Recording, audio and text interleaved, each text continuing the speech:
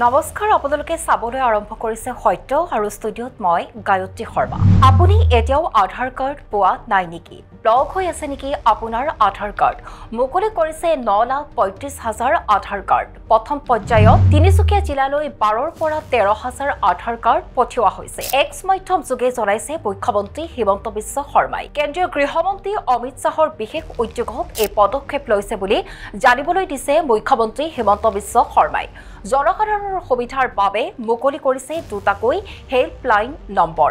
1947 আৰু 0361222181 নম্বৰত ফোন কৰি সবিশেষ তথ্য জানিব পাৰিব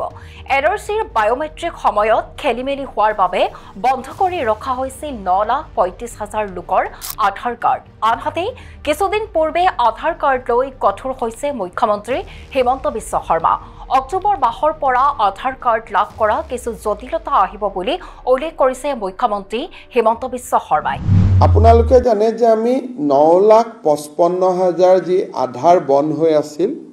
সেই আধাৰখিনি আমি মুকলি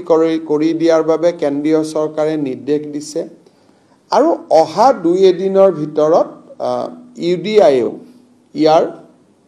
যিটো প্ৰটোকল কেনেকৈ পাব কি পাব তাক দিব আৰু এই বন্ধ হৈ থকা আমাৰ আবেদনকাৰীসকলে আধাৰ পোৱা আৰম্ভ কৰিব মই ভাবো যে সেপ্টেম্বৰৰ ভিতৰতে তেওঁলোকে আধাৰ পাব আৰু সৰু লৰা হলে যদি তেওঁলোকৰ লৰা ছোৱালী হয় সেইটো আৰু আমি ইনসিষ্ট নকৰো ই অন্তত নতুনকৈ কোনো লোক অসমত আহি স্বদেশী হোৱাৰ ৰাস্তাটো বন্ধ কৰি দিব কাৰণ আজিকালি আধাৰখন পালে কয় আৰু ভাৰত চৰকাৰক এই বিষয় আমি জনোৱাত ভাৰত চৰকাৰে অসমক বা আন ৰাজ্যকো এতিয়া অধিকাৰ প্ৰয়োগ কৰিছে যে আধাৰ যদিও সেন্ট্ৰেল গভৰ্নমেণ্টে দিয়ে ডিসিৰ এনওসি পোৱাৰ পিছতহে তেওঁলোকে আধাৰ দিব এতিয়াৰ পৰা যেটো আমাৰ সকলো মানুহৰ আধাৰ হৈ গল নতুন মানুহখিনিৰ ক্ষেত্ৰত এতিয়া আমি আধাৰৰ প্ৰক্ৰিয়াটো অলপ টাফ আৰু আমি টান কৰিম